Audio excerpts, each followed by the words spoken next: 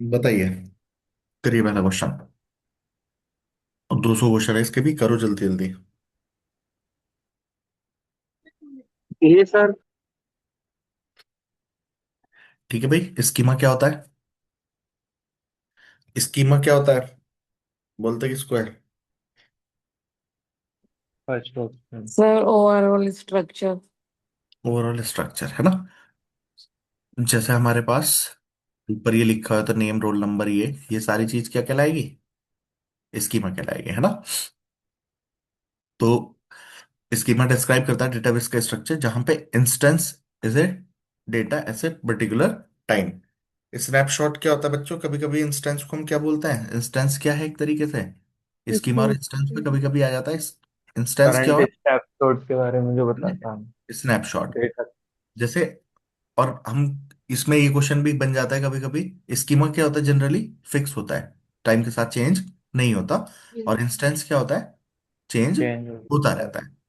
जैसे मान लो अभी एसबीआई में है तो मान लो इसके अंदर नेम होगा, अकाउंट नंबर होगा, है ना, डेट ऑफ बर्थ होगी, अमाउंट होगा, ये सारी चीजें होंगी। तो बहुत रेयरली इसके स्कीमा में चेंज करते हैं। मान लो कभी ऐसा हुआ था कि आधार नंबर की चाहिए, अब बैंक के साथ आधार नंबर को मर्ज करो, तो मान लो उन्होंने आधार नंबर मांगा, तो हो सकता है एक नया कॉलम ऐड कराओ। अब स्कीमा हो गया ये। इंस्टेंस क्या होता है? इंस्टेंस क्या? Current current current current snapshot of data. Snapshot. Current snapshot मतलब अब सोचो इस टाइम पे मान लो उसके अंदर 1 करोड़ मेंबर हैं। उसके अंदर घट भी रहे होंगे, बढ़ भी रहे होंगे, तो किसी मोमेंट पे जो स्नैपशॉट है मतलब डेटाबेस की स्टैट, जो करंट स्टेट है, उसको क्या बोलते हैं हम बच्चों? डेटाबेस का इंस्टेंस बोलता है उस टाइम का। ठीक। तो ये दोनों क्वेश्चन में से बन सकती है बात। चलिए next. 3 tier architecture.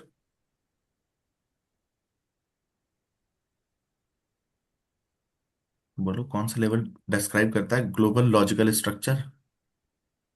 Conceptual. Conceptual level. Conceptual. Conceptual level. ठीक है। अब इसके अंदर आपको बच्चों हमने ऐसे किया हुआ भी ना, ये व्यू लेवल होता है। बोलो। जी। एक्सटर्नल और लेवल इसके भी। अंदर हमारे पास क्या है नीचे? Conceptual level. और इसके नीचे क्या होता है? Physical level. ठीक है। मैंने एक चीज आपको ये बताई थी, अगर ये आ जाए, what data is stored in the DBMS, तो ये कहाँ पे होता है? बीच में ही कंसेप्चुअल पे। है ना।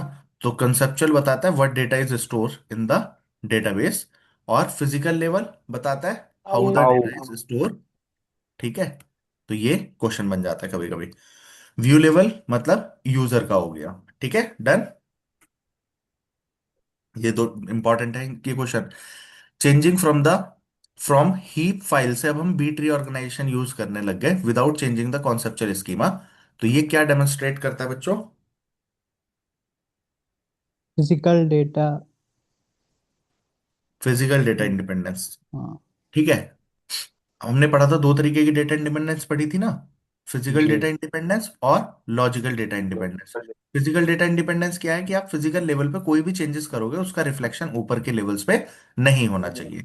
ठीक है। लॉजिकल डेटा इंडिपेंडेंस क्या है? अगर आप कॉन्सेप्चुअल लेवल पे कोई चेंज कर रहे हो तो उसका फर्क व्यू लेवल पे नहीं पड़ना चाहिए। नहीं। ठीक है। बट ऐसा नहीं है बच्चों, किसी भी व्यू लेवल पे नहीं पड़ेगा, किसी पे तो पड़ेगा। मान लो मैं फॉर एग्जांपल कॉन्सेप्चुअल लेवल पे मैं डेटाबेस के अंदर ये ऐड कर दूं, मान लो आधार नंबर ऐड कर रहा हूं, तो कहीं पे तो असर पड़ेगा ना उसका। हो सकता है मैनेजर के व्यू पे पड़े, कस्टमर के व्यू पे पड़े, किसी व्यू लेवल पे तो फर्क पड़ेगा ना।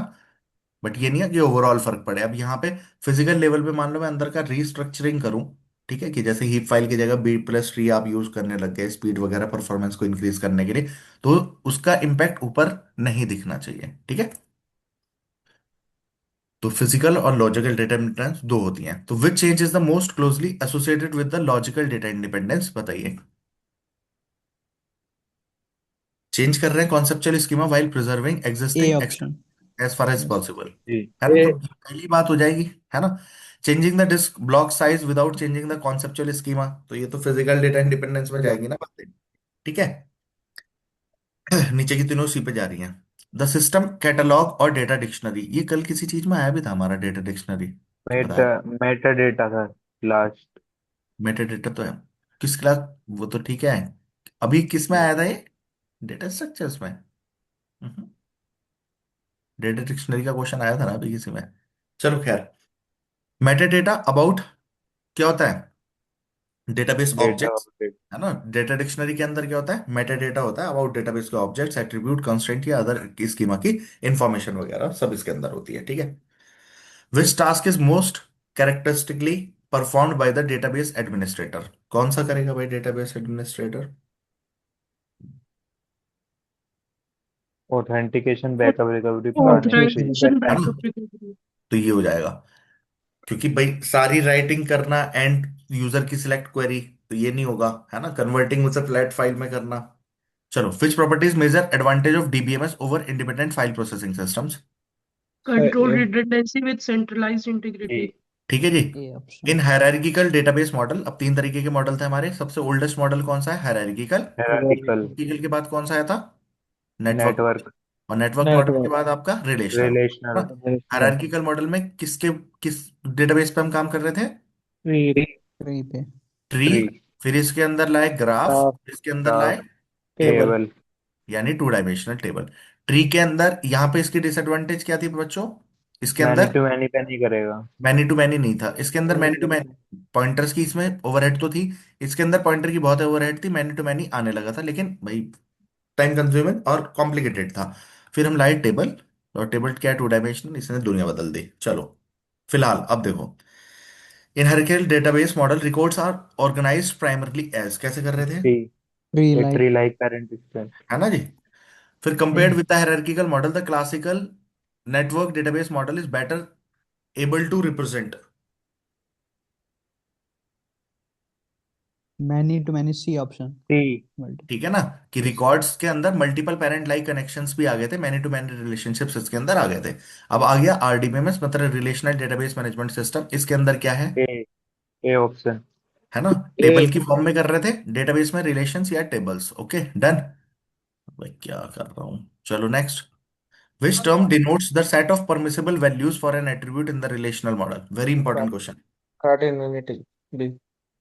त्यागी जी, क्या कर रहे हो? रेंज होता डोमेन। डोमेन है Domain. ये तो। डोमेन है ना भाई, सेट ऑफ अच्छा परमिसिबल सही है, ठीक वैल्यूज। ठीक है। है। ओके। कार्डिनैलिटी होती है नंबर ऑफ रोज, यानी प- टपल। ये कह रहा है टपल के लिए कौन सी, और टपल तो कहीं है ही नहीं यार, क्या कर रहे थे आगे। डिग्री क्या होती है बच्चों? रोज यानी column, Number of number columns. Of columns हो गए। Number call. ठीक है। और डायरेक्टली भी इंस्टेंस क्या बोलता होता है डेटाबेस का? किसी पर्टिकुलर टाइम पे लिया गया स्नैपशॉट। स्नैपशॉट। ठीक है जी। स्नैपशॉट। चलो, इफ रिलेशनल देख, अभी आगे थे आगे, 8 एट्रीब्यूट है और करंटली उसके अंदर 250 टपल्स पड़े हैं, तो डिग्री कितनी है और कार्डिनैलिटी कितनी है बताओ? Degree है 8 और 250 है cardinality. ठीक है। एट। चलो, which statement about metadata is correct? Data about the data. B B. option. B. B. B. अबे देवाशीष कहाँ पे है यार? कई दिन से देवाशीष नहीं दिखा। बात हुई क्या अब? शोभित, नहीं नहीं सर, अभी तो नहीं, चलो कर देखते हैं। लूंगा. डेटाबेस व्यू क्या होता है बच्चों? व्यू को क्या बोलते हैं? वर्चुअल टेबल, है ना। बोलो क्या है अच्छा. व्यू? C option. ठीक है ना बच्चों, a named query that present a derived virtual relations to the users. Users. ठीक है, जब आप क्वेरी चलाते हो तो व्यू बना सकते हो ना उसमें भी। Which DBMS component is primary responsible for choosing a low cost execution strategy, ठीक है, अमंग अल्टरनेटिव क्वेरी पाथ्स। तो कौन सा डीबीएमएस का कंपोनेंट करता है काम? Query optimizer. ठीक है, क्वेरी ऑप्टिमाइजर का काम क्या है? कि जिससे कि लो कॉस्ट एग्जीक्यूशन का, कि पुराने वाले चल रखा हो तो उसको भी देखेगा, है ना, या उनके कुछ व्यूज बना लेगा। इन तब तरीके से क्वेरीज को क्या करता है? ऑप्टिमाइज, जिससे रिजल्ट फास्ट आ सके। ठीक है, और काम से भी समझ सकते हो। Which statement best characterized OLTP workload? Oh, B. Many source concurrent update. देखो बच्चों, दो चीजें हैं, OLTP, O L T online और ट्रांजैक्शन OLAP. प्रोसेसिंग, और एक होती है ऑनलाइन एनालिटिकल प्रोसेसिंग। हाँ. ये क्या होता है? ऑनलाइन ट्रांजैक्शन प्रोसेसिंग एक तरीके से करंट के काम कर रहा है। ठीक है। ऑनलाइन एनालिटिकल प्रोसेसिंग एक तरीके से हिस्टोरिकल डेटा को मैनेज करने के लिए काम आता है ना। यार मुझे ये कराना है बच्चों, ध्यान ये दिलाना। करा दिया है सर आपने. करा दिया मैंने। हाँ जी. नहीं, मतलब पहले कराया है पहले पूरा कराया है सर. सब्जेक्ट नहीं में, लेकिन ये रिवीजन विवीजन कुछ नहीं। सर नहीं रिवीजन क्लास रिवीजन, में नहीं था। नहीं रिवीजन की बात नहीं कह रहा मैं। ये पूरा डिटेल में नहीं किया ना हमने, मतलब डेटा करा वेयर हाउस दिया का पूरा ETL वीटीएल करा सब। हाँ हाँ किया है हमने। करा दिया सर हमने। अच्छा, 2-3 लेक्चर लिए थे इसका अच्छे। बहुत बढ़िया काम कर दिया मैंने। चलो ठीक है, तो करंट या हिस्टोरिकल डेटा पे काम करता है। ठीक है, तो फिर तो बस आंसर है ही यहाँ पे। B option. ठीक है, next, a data warehouse. मुझे था कि मतलब कुछ तो रह रखा होगा, मैं भी देखूंगा उसमें। A data warehouse is primarily optimized for, देना जरा इसका आंसर। डी। डी या C? Database D sir.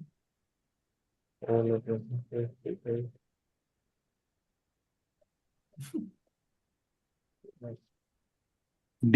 D D sir. Option. ठीक है, डी है। ETL का फुल फॉर्म होता है extract, transform and load. Load. Load. बोलो। ETL जो करते हैं डेटा वेयर हाउस में, स्टेजिंग एरिया क्या कहलाता है? यूजीसी नेट में आया हुआ 2-3 बार ये क्वेश्चन, स्टेजिंग एरिया।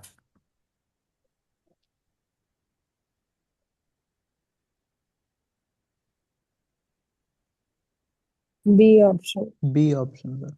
ठीक है, टेम्परली होल्ड करते हैं during the data extraction, transform करेंगे देन लोडिंग करेंगे। ठीक है।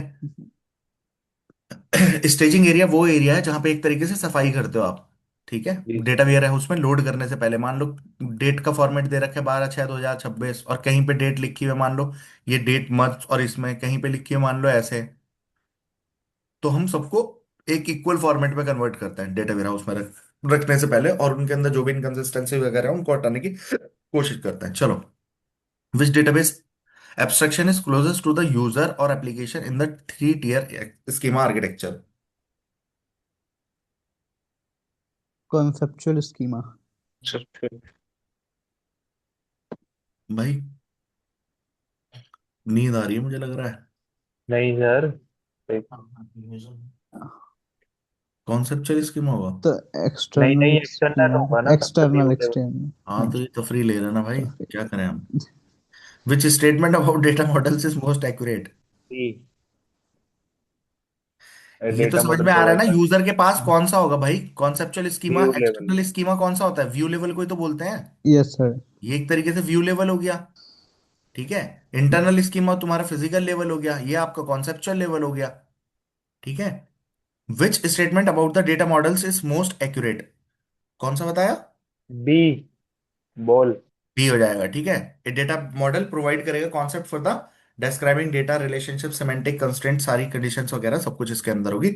ओके, चलो नेक्स्ट करते हैं अब हम ER मॉडल को। बताओ क्या है ये?